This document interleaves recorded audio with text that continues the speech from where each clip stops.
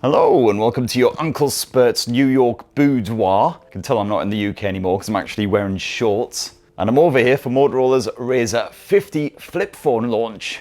For the Motorola RAZR 50 Ultra, Moto has overhauled the camera tech, they've boosted the battery a bit, they've bumped up the performance, and basically made it even shinier and snazzier than before. Now, I've got me a RAZR 50 Ultra right here, so let's whip it out the box, take you on a full tour of all the best and shiniest bits. Apologies for the more basic setup, and apologies, I am also massively jet lagged, which I tried to counter with gallons of coffee, but now I've gone too far the other way and now I can't stop vibrating. So thank Christ for the sodden minibar. So first up, what do you get in that lovely long box? Well, you got yourself a RAZR 50 Ultra, of course. Got yourself a 68 watt power adapter, although the recharge speeds don't quite reach 68 watts with the RAZR 50 Ultra. A USB charging cable. And also a flexible protective cover that matches your chosen colour of Moto RAZR 50 Ultra. So just adds a bit of extra protection to your flexible friend, and also allows you to attach the optional strap. Quite handy if you don't have any available pockets or anywhere else convenient to stuff the RAZR 50 Ultra. Alright, so Motorola RAZR 50 Ultra all set up, ready for action, and it'll look familiar to any fans of the RAZR flip phones. For this generation, you've got a 4-inch cover display, which pretty much stretches the entire front end of this wee flipper. But of course, you've got some pretty sizable camera orifices blocking a bit of the view here in this corner. And it's protected by Gorilla Glass Victus. I believe it's just Victus 1, not the fresher Victus 2, so it may still be prone to scratching up. I would certainly be careful with it, but should hopefully prove quite shatter resistant at least. As you can see there, basically zero gap between the two halves, which is really nice. You've got yourself a 6000 series aluminium frame, so it feels nice and premium. You've actually got 4 different colours of Moto RAZR 50 Ultra to choose from. This is the green model, of course. You've also got navy, peach fuzz, or peacock pink, if you're feeling particularly flamboyant. And all of the models now sport a lovely vegan leather finish. It's just fake leather, it's not actually leather made of vegans. It's a lovely soft touch design, really like it. Feels decadent against your palm. And the RAZR 50 Ultra is IPX8 water resistant, so it can get proper moist, no worries. Can actually be fully submerged in water and not die a gurgly death. Just make sure you towel it off good and proper. Now that cover screen on the RAZR 50 Ultra is a 4-inch POLED panel, so bright, poppy, nice sharp contrast. And super crisp visuals as well with the 1272 by 1080 pixel resolution. In fact, you've even got HDR10 Plus support here on the cover screen, and it's an LTPO panel with a refresh rate maxing out at 165 Hz. This kind of seems like overkill for a cover screen, but Motorola wants you to be using this thing as much as possible. And I really like the way that Motorola has implemented this cover screen, basically allowing you to do whatever you want on it. You can open any app you like, just tap this wee pencil icon in the top right corner, and we can stick on a bit of Netflix, get some YouTube on the go, whatever you fancy. And because it's actually quite a big cover screen, watching video on this thing isn't quite as ridiculous as it might seem. Although obviously if you are going to kick back with a show, a movie, something like that, you might as well just unfurl it, otherwise what's the point of that enormous internal display?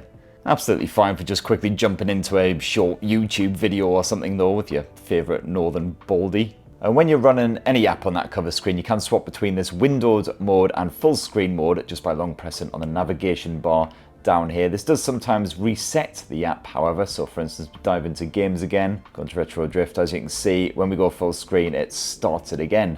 And the old camera lenses get right in the way sometimes, so not always recommended.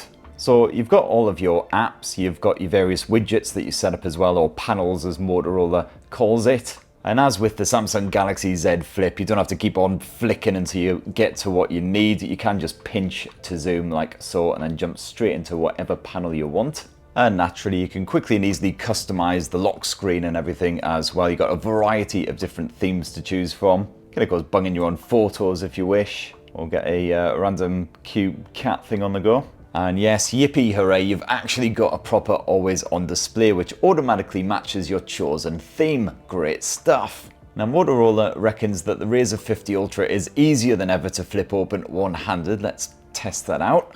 Yeah, it's not bad actually, that's pretty straightforward stuff. Even my weakling thumbs can just about manage that.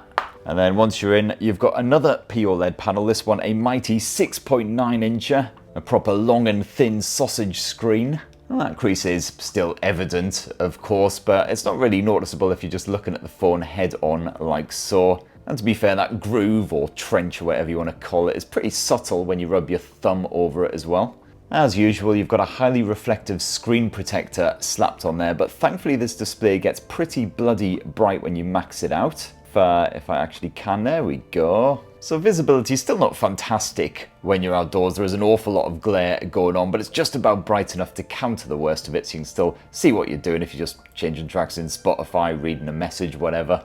And that POLED panel is just as punchy, poppy, and enjoyable to use as the front cover screen. 2640 by 1080 pixel resolution, so again, those visuals nice and sharp, plenty of detail packed into every frame. And again, you've got HDR10 Plus support, and it's an LTPO panel, again with the refresh rate maxing out at 165 Hz. And you've also got yourself a stereo speaker setup. Let's just max out that volume, check out what we're working with.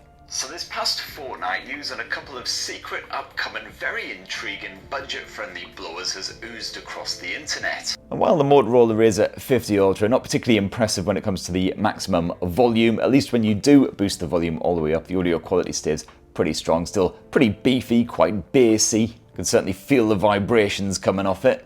Now you've got yourself an edge-mounted fingerprint sensor here on the RAZR 50 Ultra, so a quick tap of your digit against that, and as you can see there, it unlocks. Then obviously you can unfurl it if needed. And it's your typical stock Android experience here as well, which I really like from Motorola smartphones, but of course with that Moto app chucked on there, which allows you to quickly and easily customize your blower, judge up the grid size, display size, the audio, icon shapes and colors and everything nice and easy.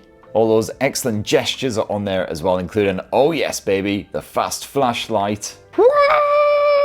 Moto Secure is also well worth a squint. Got some decent wee tools in here to help protect you against phishing, keep you safe online in case you happen to go into any dodgy websites, by accident obviously. Got the usual gaming tools slapped on here as well, and all the other usual extra bonus Motorola bits as well, including Smart Connect, bit of family space action, etc. And really pleased to see Motorola chucking in 512 gigs of storage space here, which isn't expandable via microSD, but frankly that should do you for a bloody long time, even if you do install Genshin Impact. As for the performance, well, Motorola has crammed the Snapdragon 8S Gen 3 inside of the RAZR 50 Ultra, and that's the same chipset that it's stuffed inside of its own Edge 50 Ultra. And certainly so far, the everyday performance seems perfectly smooth, just as it was on the Edge 50 Ultra as well. Not the best for gaming, got to say. The likes of Genshin Impact, I did notice some juddering on the higher graphic settings. Haven't got a chance to actually test it out right now on the RAZR 50 Ultra because of shit hotel Wi-Fi. Every tech twat's worst nightmare, but I will definitely be doing lots of gaming on this thing for my full in-depth review, which will hopefully land next week. But as I briefly mentioned before, you've got those game time tools slapped on here. All of the obvious stuff, including blocking notifications and calls. You're not getting distracted when you're getting your kneecaps blown off by some god-awful bloody school kids. You can record that action for posterity if you don't suck at these games. And the battery size is actually increased slightly here for the RAZR 50 Ultra compared with the previous generation. It's now 4000 mAh, which is not a bad size for a flip phone, although, bollocks, I suck at this game.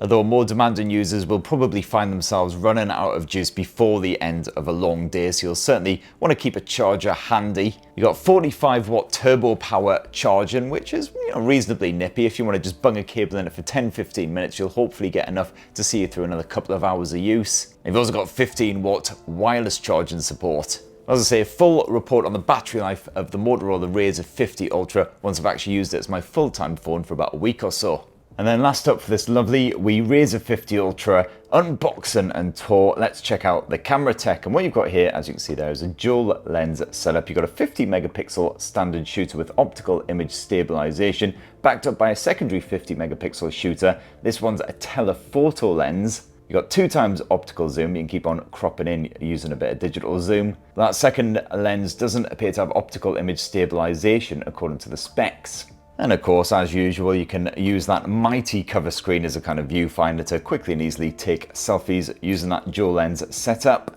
Can prop the phone up in a sort of tent mode type situation and use hand gestures to take a snap like so. Yeah, that one's definitely a keeper. As usual, you've got a variety of filters. You've got a beauty mode if you happen to look like me. You can quickly and easily swap between the different camera modes like so. Photo booth is back in action. You've got mirror mode, which doesn't really do anything. And here's just a small selection of sample shots that I've snapped with the Motorola RAZR 50 Ultra in my first 24 hours with it. So far seems respectable enough for a flip phone setup, but as I say, full camera analysis coming in my review.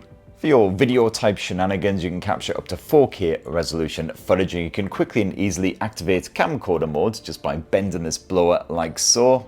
And then inside the Motorola RAZR 50 Ultra, in that little selfie orifice buried away at the top end of the big internal display, you've got a 32 megapixel camera, which is quite handy for your bit of zooming, your Skyping, whatever.